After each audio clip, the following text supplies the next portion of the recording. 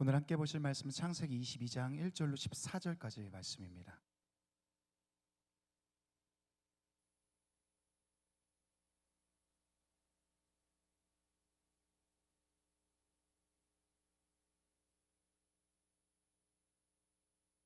창세기 22장 1절로 14절까지 말씀.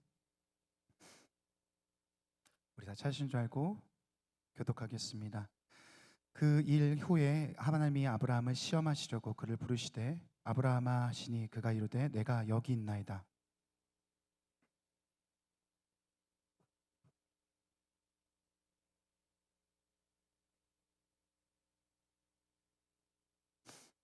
아브라함이 아침에 일찍 일어나 나귀 안장을 지우고 두 종과 그의 아들 이삭을 데리고 번제에 쓸 나무를 쪼개어 가지고 떠나 하나님이 자기에게 일러주신 곳으로 가더니 이 아브라함이 종들에게 이르되 너희는 나귀와 함께 여기서 기다리라. 내가 아이와 함께 저기 가서 예배하고 우리가 너희에게로 돌아오리라 하고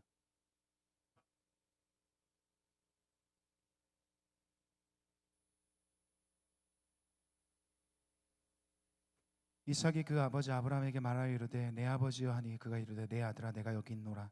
이삭이 이르되 불과 나무는 있거니와 번제할 어린 양은 어디 있나이까.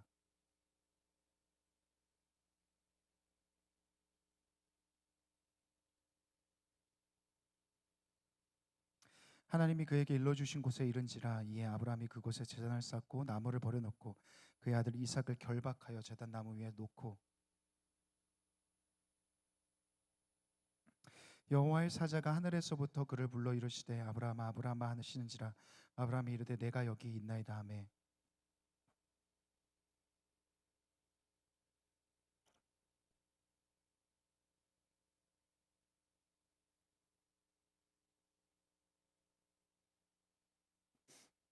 아브라함이 눈을 들어 살펴본즉 한 숫 양이 뒤에 있는데 뿔이 숫풀에 걸려 있는지라. 아브라함이 가서 그 숫양을 가져다가 아들을 대신하여 번제로 드렸더라. 아브라함이 그 땅의 이름을 여호와 이레라 하였으므로 오늘날까지 사람들이 이르기를 여호와의 산에서 준비되리라 하더라. 아멘. 예, 좀 이제 뒤에 무대가 있어가지고 이 과일이 있어가지고 제가 좀만 이렇게 옮길게요. 이렇게 제가 좀 불안해가지고 과일 칠까봐 치면 안 되잖아요. 네, 한 주 잘 지내셨습니까? 예, 좀 인사하죠. 예, 조금 아까보다는 좀 많이 오신 것 같아요. 서로 옆 사람에게 좀 인사했으면 좋겠습니다. 잘 지내셨습니까? 안녕하세요. 이렇게 인사하셨으면 좋겠습니다. 네, 네. 혹시 오늘 무슨 날인지 아시죠? 예, 과일 보면 알잖아요. 예, 추수감사주일입니다. 여러분 어때요? 좀 추수감사주일을 우리가 매년 보내지만요. 사실 이게 저는 그런 생각하거든요. 추수감사라는 말이 그렇게 막 썩히 와닿진 않는다 이런 생각이 들어요. 왜냐면 우리는 다 농부들이 아니잖아요. 그렇죠? 농부들은 어떻습니까? 그들의 한 해의 수고한 결실들을 손에 이렇게 쥐죠. 그렇죠? 어떤 결과물 같은 것들을 그들은 매년 이맘때쯤에 얻게 되죠. 물론 우리 중에서도요 좀 이제 한 해 동안 열심히 뭔가를 준비했던 분들, 뭐 취업이나 시험이나 아니면 뭐 자격증 같은 것들을 준비했던 분들이 있을 겁니다. 그런 분들은 좀 이런 감정을 느낄 수 있을 것 같아요. 아, 지난주에 저희 그 목요일에 수진이 혹시 안 나요? 수진이? 수진이 왔어요? 수진이 못 왔습니까? 논술 준비한대요. 예. 수진이가 수능 시험 마쳤는데요. 예. 그렇죠. 한 해 동안 뭔가를 열심히 준비해서 뭔가를 결과를 얻어내는 사람들은 이런 느낌들을 받을 수 있겠지만 대부분 우리는 추수와는 좀 무관하잖아요. 도시에 살고 직장을 다니고 학교를 다니고 뭐 가정이나 학교에 있고 보통은 매일 똑같은 일상 가운데 있어요. 그러다 보니까 뭐 추수 감사한다는 것, 좀 뭔가 결과물을 가지고 감사하는 것 말고 그냥 감사한다는 것이 좀 어려운 일인 것 같습니다. 너무 평범한 일상이니까요. 매일 똑같으니까요. 그래서 오늘 저는요 우리가 잘 아는 아브라함이라는 한 사람을 통해서 감사가 어떤 것일까에 대해서 좀 생각해보는 시간 됐으면 좋겠습니다. 저희 조카가 있거든요. 이제 중학교 갈 나이가 됐습니다. 요즘에는 옛날에 되게 잘 놀아줬는데 요즘엔 사춘기라서 잘 안 놀아줘요. 말도 잘 안 거고 이렇게 막 숨어버려요. 근데 어렸을 때는 저랑 저희 아내랑 이 친구를 되게 많이 그러니까 놀아줬거든요. 5살, 4살 막 좋은데 데리고 다니고 그랬었어요. 근데 그때 저희가 얘를 뭐라고 했냐면 욕망의 항아리라고 불렀었습니다. 왜 그러냐면은 막 열심히 놀아줘요. 하루 종일 놀아줍니다. 막 노는 중이에요. 지금 현재도요. 근데 갑자기 막 시큰둥해져요. 그러면서 왜 그래? 그러면은 물어보면 이렇게 얘기해요. 이거 다음에 뭐 하고 놀지? 이 얘기를 하는 거죠. 그러니까 얘는 놀면서 그 생각을 계속하는 거예요. 또 뭐 하지? 또 뭐 하지? 그리고 또 뭐 하지? 그러다 보니까 현재 지금 놀이에 집중을 못 하는 거예요. 그러니까 더 나은 만족을 위해서 생각하느라고 진심으로 지금 현재를 즐기지 않아요. 즐거워하지 않습니다. 근데 저희 조카만 그런 줄 알았거든요. 근데 서준이도 똑같더라고요. 막 놀고 있어요. 열심히 놀고 있습니다. 좀비 놀이 하고 있어요. 근데 아빠 또 뭐 하지? 뭐 이러고 있어요. 그러니까 인간의 본성이라는 것이 그런 것이죠. 욕망과 열망으로 가득해있지만요, 만족함이 없어요. 늘 항상 우리 마음 가운데 그럼 또 뭐 하지? 또 뭘로 채우지? 또 뭐가 필요하지? 라고 생각하는 것이 우리의 마음이라는 겁니다. 그 다음 그 다음이죠. 그 다음 그 다음 그 다음. 그래서 이런 바램들이요, 물론 욕망과 열망이 있는 게 우리 가운데 어떻게 보면 되게 자연스러운 거잖아요. 우리의 삶을 되게 빠르게 힘있게 막 끌고 나갈 수 있죠. 그렇지만 오늘 우리의 기쁨에 대해서, 오늘 우리의 감사에 대해서, 오늘 우리의 주어진 것들에 대해서 집중하는 것을 방해한다는 거예요. 지금 내가 누리고 있는데, 지금 내가 되게 즐거운데, 행복해야 될 순간인데 놓쳐버리게 된다는 거죠. 이 아브라함이라는 사람도 그랬죠. 여러분, 아브라함의 이야기 중에 가장 유명한 이야기가 뭡니까? 오늘 아마 본문일 겁니다. 22장의 이야기죠. 열의 아홉은요, 아들을 제물로 바친 사건이라고 얘기할 겁니다. 너무 유명한 이야기잖아요. 근데 생각해보세요. 되게 잔인한 이야기 아닙니까? 아들을 달라뇨. 사실 우리가 이 이야기를 온전히 이해하기 위해서는요, 아브라함 인생 전체의 서사가 필요합니다. 왜 하나님 그렇게 하셨지? 아브라함은 어떻게 그렇게 했지? 그냥 22장만 보고는요, 진짜 잔인한 하나님, 이렇게밖에 결론이 안 나요. 아브라함이 12장부터 시작하거든요.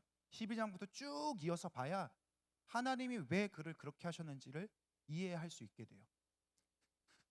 모두 다 얘기하기는 어렵지만요, 짧게 한번 요약을 해볼게요. 창세기 12장에 하나님께서 아브라함을 부르시죠. 아실 겁니다. 오늘 아브라함이 잘 살고 있는데 찾아가서 불러냅니다. 그는 그 당시에 고대 근동에서 가장 발달한, 가장 잘 사는 바벨로니아의 갈대아 우르라는 도시에서 살고 있었습니다. 그러니까 무슨 말이냐면 아브라함은요, 부족함 없는 할아버지라는 거예요. 풍성한 삶이었다는 겁니다.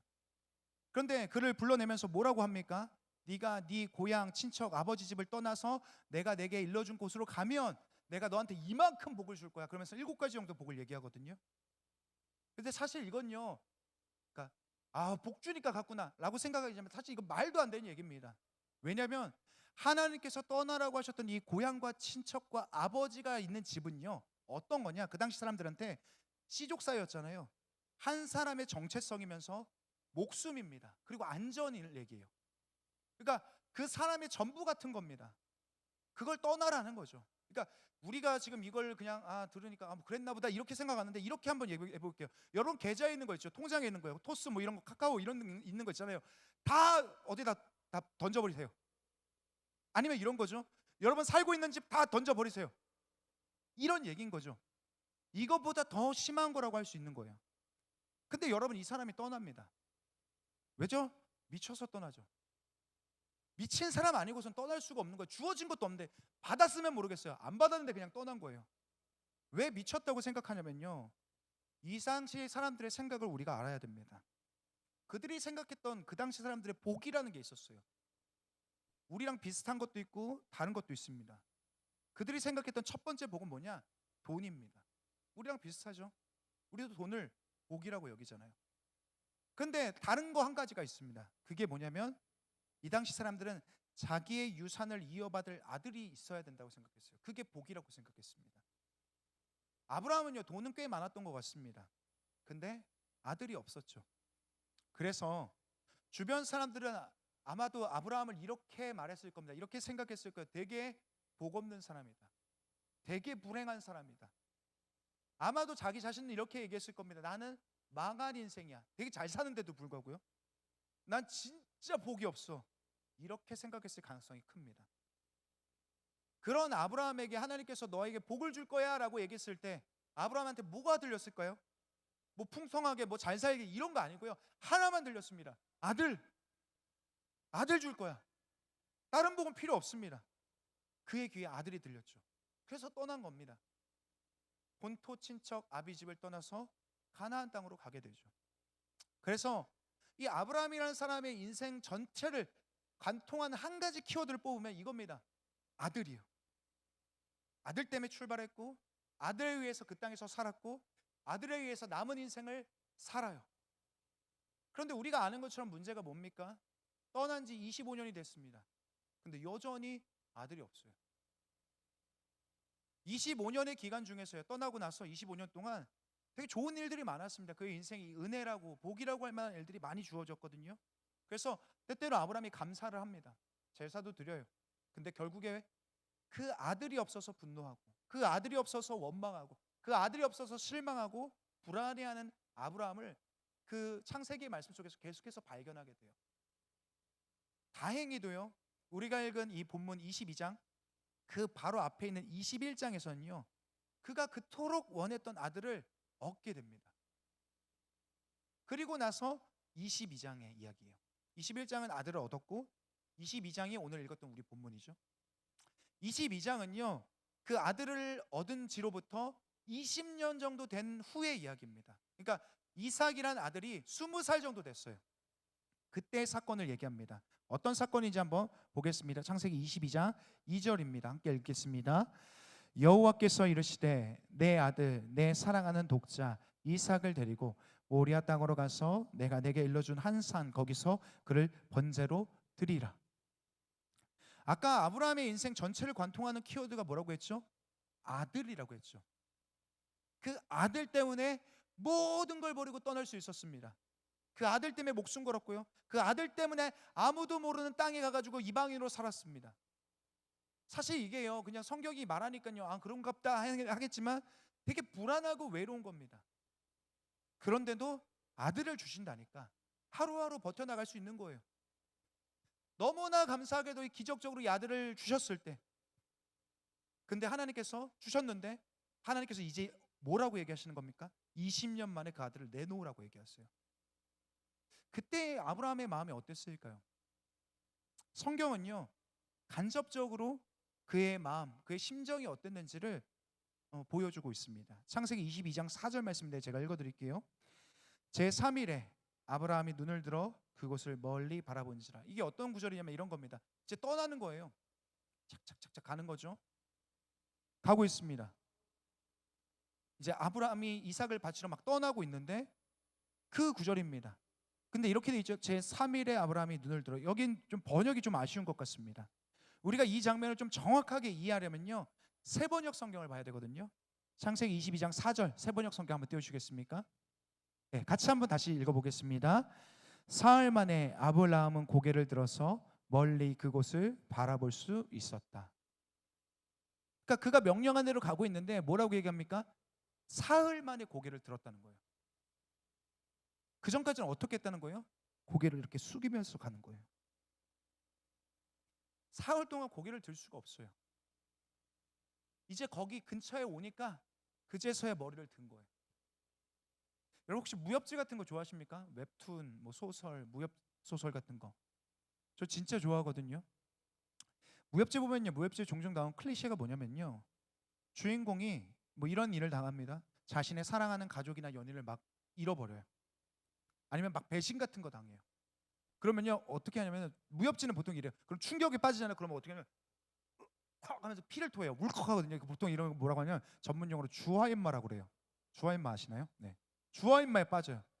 주화인마에 빠지면 어떻게 되면은 이제 마음을 다스려야 돼요. 이렇게 평정심을 갖고 가부좌를 틀어야 돼요. 이렇게 내공을 이렇게 순환시켜야 되죠. 그러면은 그 장면에, 그 다음 장면이 어떻게 넘어가냐면 하루 만에 머리가 하얗게 되는 그런 모습으로 바뀌게 돼요. 그러니까 너무 괴롭고 미칠 것 같은 것들을 막 표현하는 거겠죠. 아마 오늘 아브라함의 심정이 그렇지 않았을까 생각이 들어요. 그냥 나귀를 타고 가고 있거든요. 근데 나귀가 그를 태우고 가는 거지 그가 나귀를 이끌고 가는 건 아닐 거예요. 그 위에 탄 건 뭐예요? 그냥 시체인 것 같은 거죠. 죽은 사람의 이 아버지는요, 자기 아들을 바쳐야 되는 아버지는요, 마치 죽은 사람처럼 지금 끌려가고 있는 겁니다. 고개를 들지 못한 채요. 여러분 이 장면을 보면서 어떤 생각이 듭니까? 하나님 너무 잔인한 거 아닌가? 어떻게 그 아들을 내놓으라고 하는가? 우리는 이미 아브라함의 이야기를 잘 알고 있습니다. 그래서 하나님께서 아브라함에게 어떻게 하셨는지, 하나님은 이미 아들을 내놓으라고 하시기 전부터 그는 잔인하신 분이라는 걸 우리는 알고 있어요. 아들을 준다고 해놓고서 25년 동안 미루다가 준 하나님이시잖아요. 그런 하나님인데 또 내놓으라는 거죠. 제가 얼마 전에 아는 분 중에요, 진짜 어렵게 임신했다가 유산을 했다는 안타까운 이야기를 들었습니다. 그래서 저희 아내한테 이런 얘기를 했거든요. 함부로 애 키우는 거 너무 힘들다 이런 얘기하면 안 될 것 같아 이런 얘기를 했어요. 정말로 자녀를 갖길 원하는 부모들이 있죠. 그분들 되게 힘든 분들입니다. 어려운 분들이에요. 그 부모들의 마음이 어떠신지 압니까? 임신 테스트 있죠. 임태기라고 그러는데 그 이만큼씩 쌓아놔요. 그리고 매달 그걸 찍어보는 거예요. 아마 그날이 제일 떨리는 날일 거예요. 막 덜덜덜덜 떨 거예요. 꼭 이번에는 그러다가 아니면 실망하고 또 기대했다 실망하고. 아브라함이 아마 25년 동안 이렇게 살았을 겁니다. 기대했다가 실망하고 기대했다가 실망하고. 그렇게 얻은 아들인데, 그런 아들인데 이젠 자기 손으로 번제로 드리래요. 너무 잔인한 요구잖아요. 사실 이건요 되게 악당 같은 하나님 아닙니까? 우리가 보기에요. 너무나도 잔인하고 너무나도 악당 같은 그런 하나님의 모습을 우리가 보게 돼요.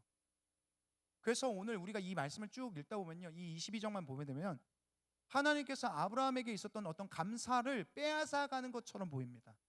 왜 그렇게 하시지? 이해가 되지 않는 하나님이죠. 근데 여러분, 이런 건 어떨까요? 제가 청년들을 만나서 신방을 하게 되면요, 그들이 가장 원하는 것, 많은 것들 중에서 한 가지를 뭐라고 얘기하면 취업에 대한 이야기를 합니다.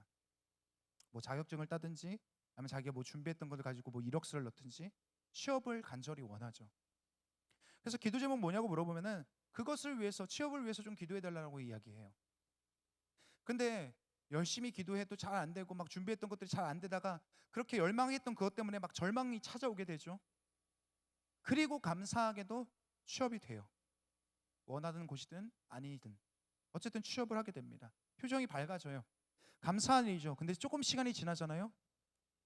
자기가 취업한 그것 때문에, 자기가 간절히 원했던 그것 때문에 또 찾아와서 괴롭다라고 얘기해요. 너무 괴롭대요. 그리고 조금 시간이 지나잖아요. 그럼 이제 기도 제목이 바뀌어요.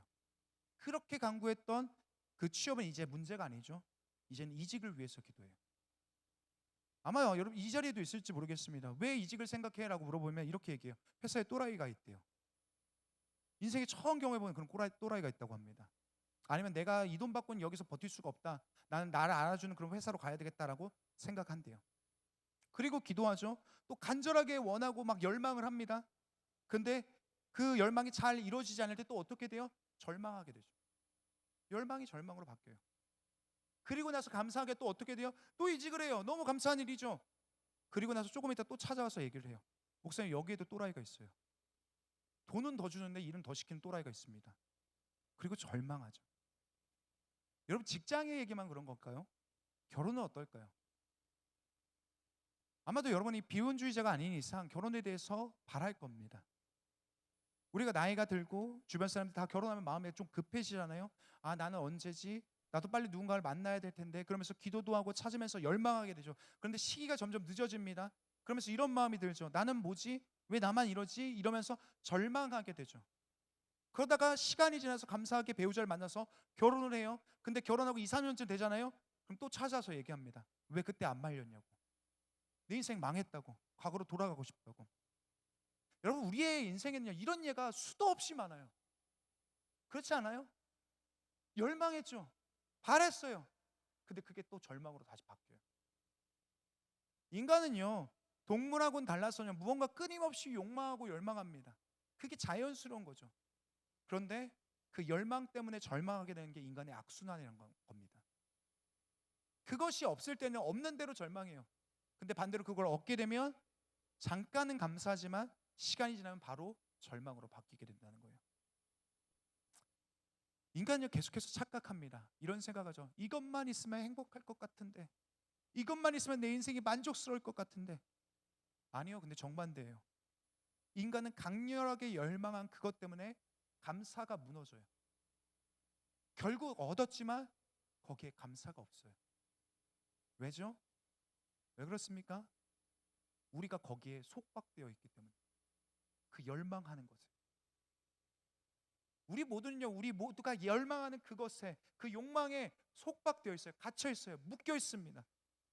거기에 다 우리의 감사와 불행이 다 연결되어져 있습니다. 생각해 보세요. 취업이요, 결혼이요, 관계요, 재정이요, 커리어요, 성공이요, 다 열망하는 것들이잖아요. 근데 우리는 거기에 묶여 있어요. 오늘 무엇이 우리의 감사를 무너뜨릴까요? 저는 여러분이 너무나도 간절하게 열망하는 그것이 여러분을 절망으로 빠뜨리고 감사를 무너뜨린다고 생각합니다. 아브라함에게도 마찬가지였죠. 75년 동안 아들이 없었어요. 그래서 자신이 불행하다라고 여겼죠. 하나님께서 불러내셨습니다. 그래서 그를 25년 동안 끌고 다니세요. 끌고 다니는 동안 그가 불행했는가? 아니요, 안 그랬습니다. 그에게 많은 것을 주셔요. 은혜가 있었습니다. 그럼에도 불구하고 아브라함은요, 만족하지 못해요. 왜요? 열망하는 게 있으니까요. 아들을 줘야지, 아들이 있어야지 결국에는 이게 해결될 것 같은 거예요. 속박된 삶이죠. 25년 동안 그랬습니다. 그리고 아들을 얻었습니다. 너무 감사했죠. 그래서 이 아들의 이름을 뭐라고 붙이냐? 이삭이라고 붙입니다. 웃음이라는 뜻이에요. 이 아들을 얻고 나서 웃었다 이런 거예요. 근데 그 후에 어떻게 됐을까요? 그가 맨날 웃었을까요? 20년 동안 웃었을까요? 아들을 얻고 나서요? 오늘 이 아브라함의 이야기는요, 창세기 12장부터 시작돼요. 12장부터 20장까지가요 25년 동안 아들을 얻기 위해서 떠났던 여정이에요. 그러니까 거의 9장이죠. 9장의 이야기를 통해서 하나님께서 아브라함을 어떻게 끌고 다니셨는지, 그에게 어떤 은혜를 베푸셨는지가 이 9장 가운데 담겨 있어요. 25년의 이야기가요.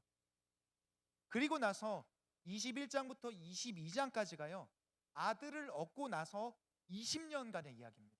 되게 짧죠? 앞에 비해서요. 20년이란 건 되게 긴 시간임에도 불구하고 한 장 안에 다 처리가 되어져요. 근데 내용을 보면 이것밖에 없어요. 보고 아들을 얻고 나서 웃었다. 그리고 나서 별다른 얘기가 없습니다. 그런데 21장 후반부를 보면요, 한 가지 이야기가 더 기록되어 있어요.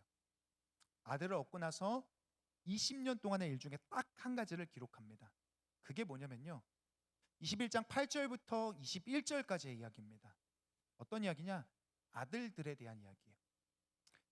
아브라함이 이삭을 낳기 전에요, 이제 하나님께서 아들을 안 주실 것 같으니까 아브라함하고 아내 사라하고 막 작당을 해요. 안 주실 것 같으니까 우리끼리 그냥 어떻게 해보자 해서 사라의 몸종의 하갈을 첩으로 드립니다. 그리고 그 사이에서 아들을 낳아요. 그게 이스마엘이라는 아들이죠. 그리고 나서 이삭을 얻게 돼요. 근데 오늘 20년 동안 성경에 유일하게 기록하고 있는 한 가지 사건이 무엇이냐? 이 두 아들에 대한 이야기인데 뭐냐면 이 아들이 너무 많이 싸웠다는 거예요. 그리고 그 어미들이 서로 싸운 이야기. 그래서 아브라함이 뭐라고 얘기하면 괴로웠다, 괴로웠다 이런 얘기가 계속 반복돼요. 20년 동안 그거 하나 얘기해요. 잠깐 웃고 너무 괴로웠다. 괴로웠다. 그토록 열망하는 아들을 얻었는데 그 아들들 때문에 너무 괴로웠다. 이것을 통해 창세기는 우리한테 이런 이야기를 하죠. 네가 원하던 그거, 네가 간절히 갈망하던 그것 때문에 너 괴로워질 거야. 이것에 관련해서요, 팀 켈러 목사님은 이런 얘기를 합니다. 한번 띄워주시겠습니까? 같이 한번 좀 읽어봤으면 좋겠습니다. 우리 한번 같이 목소리 내서 읽겠습니다. 시작. 만약 우리가 어떤 것이 없이 살 수 없다면 아직 그것을 가질 준비가 되어 있지 않은 것이다. 왜 그런가? 행복의 필수 조건으로 예수님뿐 아니라 다른 무언가 더 있어야 한다면 그것은 하나님과 경쟁하는 우상이다. 그리고 그것은 끝내 우리를 소진시키고 실망시킬 것이기 때문이다. 우리 안에 대부분 열망하는 것들이 있죠. 그리고 그 열망하는 것들은 우상일 겁니다. 그것이 없으면 안 될 것 같거든요. 그런데 그것이 우리를 어떻게 만든다고 합니까? 우리를 소진시키고 실망시키게 할 거다. 우리의 감사를 빼앗아 가는 거죠. 우리가 열망하는 것들이요. 자, 그렇다면요, 우리의 문제를 발견합니다. 왜 우리가 감사하지 못하는가에 대해서요. 열망하는 것이 있죠. 그것이 우리의 감사를 가져가요.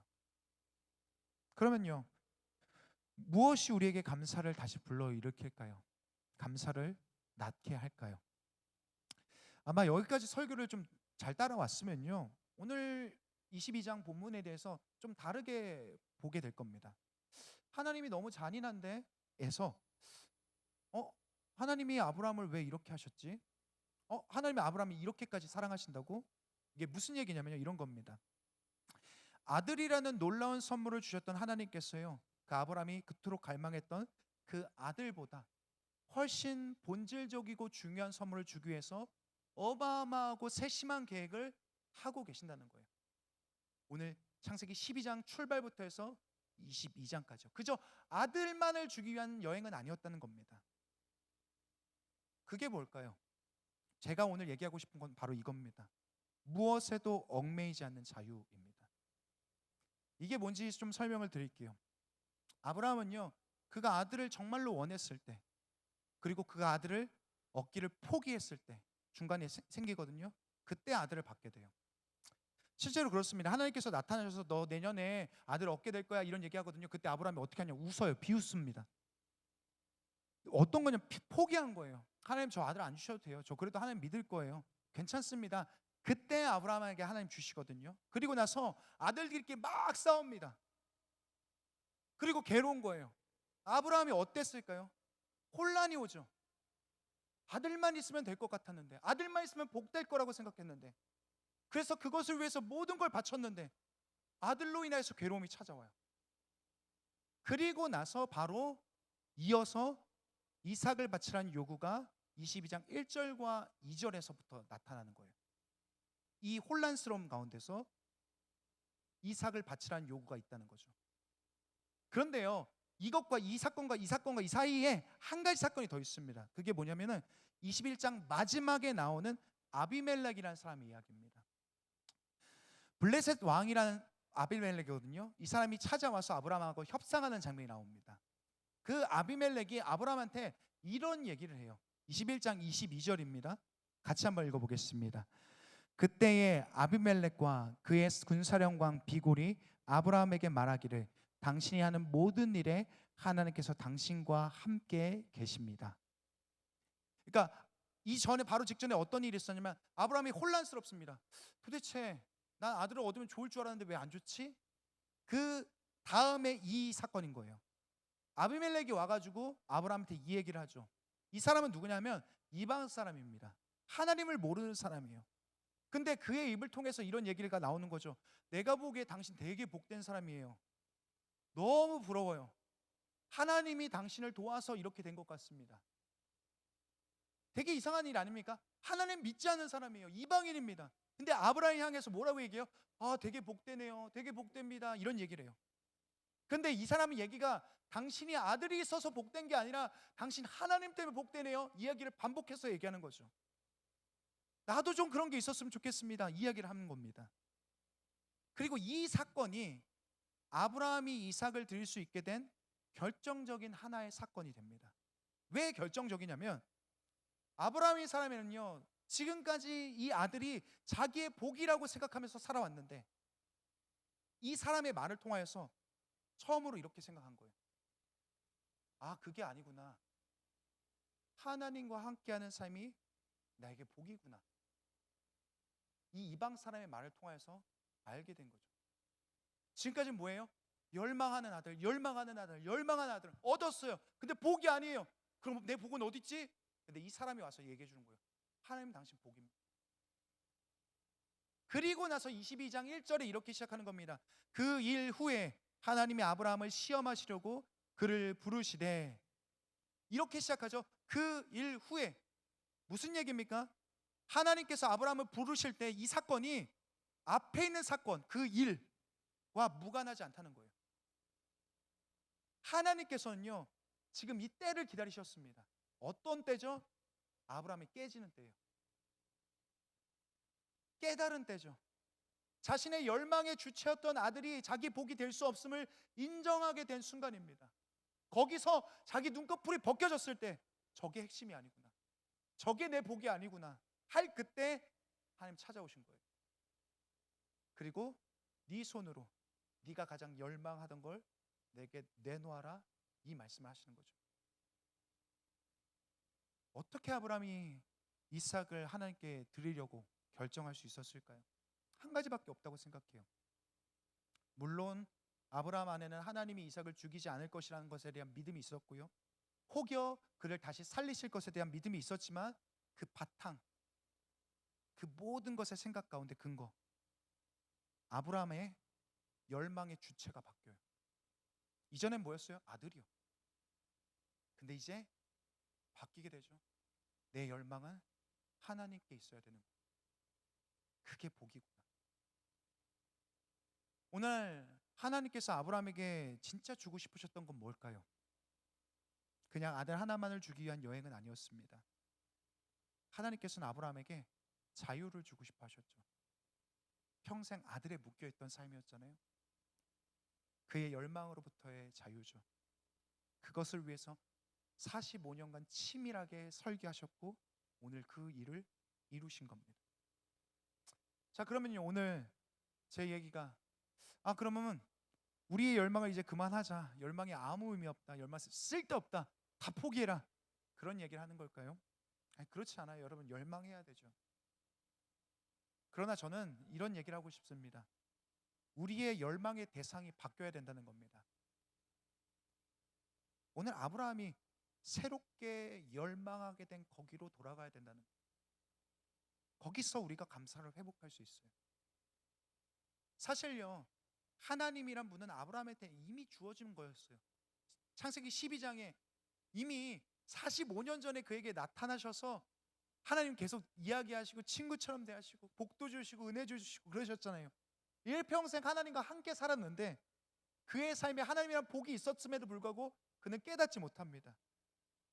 근데 그때는 몰랐는데 이제 알게 된 거죠. 내 삶이 이미 복된 삶이구나. 이제 하나님이 내 복이구나를 알게 돼요. 하나님이 내 열망의 대상이 되셔야 되는구나. 이 고백을 하게 될 때 아브라함이 비로소 하게 된 한 가지 고백이 있습니다. 그게 창세기 22장 14절입니다. 띄워주시겠어요? 제가 읽겠습니다. 아브라함이 그 땅 이름을 여호와 이레라 하였으므로 오늘날까지 사람들이 이르기를 여호와의 산에서 준비되리라 하더라. 아브라함이 이런 얘기를 하죠. 이 모든 것을 다 알았어요. 하나님이 내 복입니다. 하나님 내 열망의 주체십니다. 라는 걸 알게 됐을 때 이 고백을 해요. 여호와 이레시다. 어떤 의미냐? 주님이 모든 것을 준비하실 겁니다 라는 뜻이에요. 이제 그는요, 더 이상 하나님 외에 다른 걸 열망하지 않아요. 더 이상 아들도 그에게 그렇게 중요하지 않습니다. 그가 열망하지 않아도 그의 삶을 채워가시는 하나님을 알게 되거든요. 저는 여러분한테 열망을 포기하란 말이 아닙니다. 하나님을 열망하십시오. 그러면 여러분 삶에 하나님이 여러분 삶을 채워가실 거예요.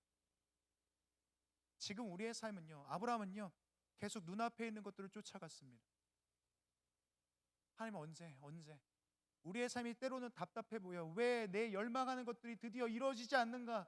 내가 소원하는 것들이 이루어지지 않는가? 그렇지만 그 속에서 하나님께서 하나님 당신의 일들을 계속해서 여러분 삶에서 이루어 가신다는 겁니다. 그것이 성경이 여러분에게 말하는 진리입니다.